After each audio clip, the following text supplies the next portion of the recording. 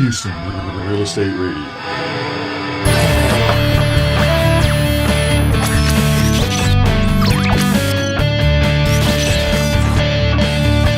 Thanks for tuning in to Houston Real Estate Radio, where we bring you guests and information you can use in your next real estate transaction. If you have a real estate question, you can call us anytime. That number is 281-882-8088. And anything we talk about here on the radio, you can also find more information on our website at HoustonRealEstateRadio.com. You can go there anytime and get links to our guests and see the videos and get more information about what we talk about. You can also tweet us any real estate questions you have using hashtag HRER, and also on Facebook. If you connect with us on Facebook and have a question, we'll answer it on the show as well. My guest today is Ian Faria. He's here in the RREA.com studio with me, and Ian is the director of the construction and real estate sections of the law firm Coates Rose. So he has a lot of interesting information for us today. Who do you work for? Well, traditionally, when I started off, I started working for a lot of builders, both small custom builders all the way to kind of your large production builders. But over the years, over the last 10 years, it's really kind of evolved into working with a significant amount of homeowners, as well as architects and engineers and some other design professionals in the industry, and of course subcontractors in the business, because construction industry is large. There's a lot of people that need help, and we like to give it to them. Good. Sounds good. All right. So let's talk about some consumer issues. I know, a lot of consumers buy production homes from builders, and they go in, they like the house, they like the floor plan, they sign the contract, they move into the house, everything's great. But what happens when something goes wrong? So the drainage never works right and the builder won't fix it, or they come in and fix it and it doesn't really fix it, What kind of recourse does a homeowner have? Is there anything they can do about that? There sure is. The issue that most homeowners have that they don't even realize is that they do have the power to go back to their builder, but they've got to do it the right way. And there are laws out there that they must comply with. Okay, how are they going to find that information? Well, actually, on their earnest money contract that they sign right before their signature is going to be in about 10-point large font, bolded. It says, "This contract is governed by Chapter 27 of the Property Code." Most people have no idea what that means. They're just so happy to sign the contract to get the home they want. They just want that house. That's right. They are thrilled to death that they got the house on the lot that they wanted, that they'll sign just about anything you put in front of them. Well, that chapter in the Texas Property Code is a homeowner's most important statutory scheme that they need to be aware of, because the builder's going to have their warranty program, and they're going to have the ability to submit, probably over the internet, their concerns and claims. But the real issue that you're getting at is, well, what happens when the builder gets them, doesn't acknowledge them, or just doesn't fix it right ever? Well, you as a homeowner are required by Texas state law to send a letter by certified mail describing in reasonable detail and providing any documents, photographs, engineering analysis that tells the builder what is wrong. And the reason why that's important is because until that happens, most builders really don't have any obligation to do anything. And the reason why is because they make money selling you a house. They don't make a lot of money handling warranty calls. So, and again, I see this more often in the smaller builders, the custom builders, and other areas. Your larger production builders are, to be fair, they usually handle it pretty straightforward. Yeah, I can tell you, I have a production home, and honestly, before the 1-year warranty was up, they were calling me saying, "Do you have any issues? Your warranty's going to be ending soon. Is there anything we need to come in and fix before it ends?" So there are some great builders out there that want to make you happy, want to make sure that you're happy with their product. But then I hear horror stories from those consumers who, have some issue with the house, and the builder they may come in and address it, but they just don't get it right. And it leads to other problems down the road for the homeowner. That's right. And really the only way to force it is to send that certified letter. That's the trigger. That is the most important feature, because then the builder's on notice that they must come out. They've got 35 days to come out and inspect it. They get an additional 15 days to issue what they call an offer of settlement. And if they don't do those things, if they fail to go forward with it at the expiration of 60 days, you as a homeowner can take action. You can take either legal action or through, depending on what your contract says, you can initiate an arbitration proceeding. Wow, I bet most homeowners don't know that. Most of the homeowners that come to my office have never heard that before. So is there a statute of limitations on that?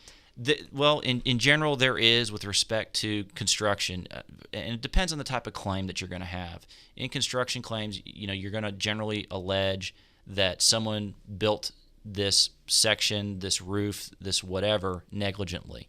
That negligence cause of action is going to have a 2-year statute of limitations. So if you don't bring that claim within 2 years, you're going to have some issues. Now, of course, as well, if you're going to claim that they breached their contract by not building you the home that they agreed to build for you, that's a 4-year statute of limitations. Now, of course, there are some savings clauses. There is, if the defect is hidden, if the problem's hidden and it's latent and you can't find out about it because of concealment and other issues, that can actually open up the statute of limitations to make it go longer. Okay. But you just need to be diligent. So now, there's something interesting that I don't think a lot of homeowners know. Anybody can be a builder. Is that right? Is that really true? You don't have to have any training. You don't have to pass any tests. You don't have to go to any schools. I mean, anybody can be a builder. Is that right? That is correct. There is nothing in the state of Texas that requires a builder to be licensed or registered or anything. In fact, I know a lot of builders that just show up in their individual capacity and have a DBA, Sam's Construction, and it's just them. And most homeowners don't know, or actually most consumers don't know to do any type of diligence. So how should a consumer check someone out? If let's say there's a small custom builder, nobody's ever heard of them, but they go and they look at a few houses they built that are really nice and they want to use them. How do they check them out? Well, you raise a great point. I think referrals and going back to other homeowners that have purchased a home or built with them is a great place to start. I've been a member and have been affiliated with the Greater Houston Builders Association for over 10 years. They have a tremendous amount of resources. I would certainly recommend homeowners go there to take a look at, has this builder been involved with the GHBA? Are they on any of the councils? Or do they sponsor? Do they participate in events? Those are all, indicators that this is someone on the up and up. And then, unfortunately, one of the things that you may want to do is come to find someone that can go search the court records. Because what I've found is a lot of those builders, there's a lot of lawsuits against them. And if they're not paying their subcontractors, if they're having disputes with their homeowners, you'd rather know about that now. Absolutely. Yep. So what about the developers? There are some communities that get started. The developer comes in, puts in utilities, cuts the roads, and a few houses go up. Some people buy those houses, and then next thing you know, the builder's gone under, and the pool's not being built, the clubhouse isn't being built, there are no more houses being built. What kind of recourse does a homeowner have, or do they have any? What should they do in that situation?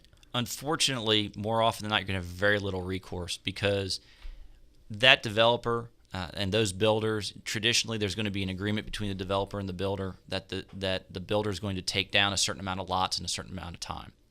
Oftentimes that developer may have an interest in that builder, they may not. It just depends on what their relationship is. The hardest part in those situations is you almost basically don't want to be within the first 10 or 15 homes. You just don't want to be the guinea pig on that development. What you want to look for is a development that's thriving, that has a lot of construction activity, that is proceeding. Because if you come across a development that's got 100 lots and only 10 are built, that's a real good indicator that this development is struggling to get by and struggling to find people. So you kind of have to use a little bit of common sense and kind of check your gut before you go in there. Mm-hmm. And I know there's some communities that kind of went on hold when the economy got so bad, and now the economy's coming back. The builders are getting back in there, starting up again. So I'm guessing you kind of have to be leery about that as well, because that's kind of like starting the neighborhood over again. It really is, because most people are sold on a bill of goods from the original developer, and that's what they've come to expect. And you're right, I've actually been involved in 3 or 4 of those types of situations on communities that were 50% built. The developer goes out of business. They're obviously not paying any builders to come in and build. And then it's, okay, these are great communities for someone to pick up on the cheap.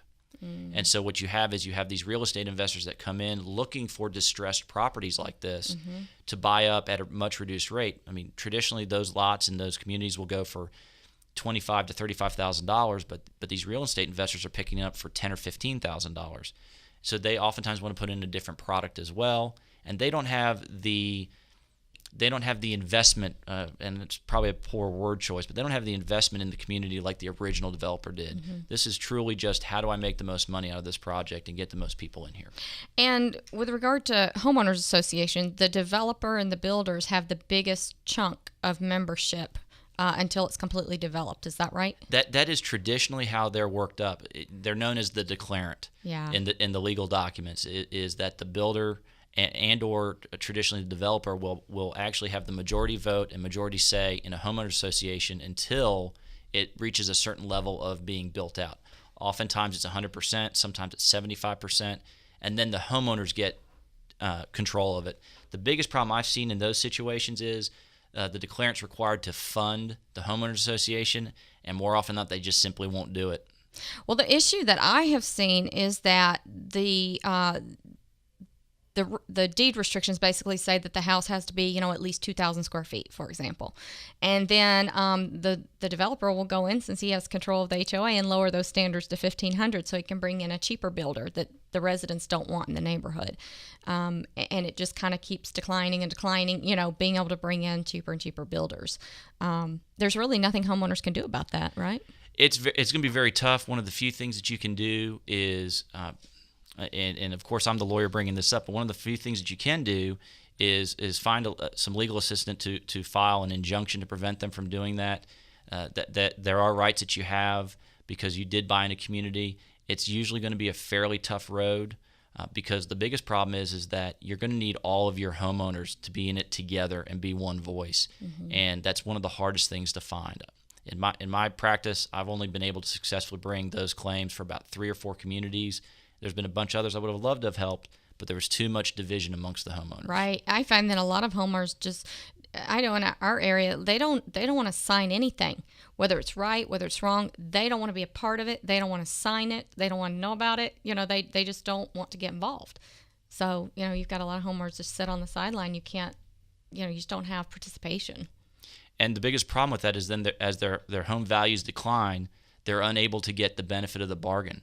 And if they do want to sell their home and get out of what they consider to be a bad area, they're going to take a massive, massive loss. Right. We've seen that in a lot of communities since the recession. All right, we're going to be right back with more here with Ian on Houston Real Estate Radio after a word from our sponsors.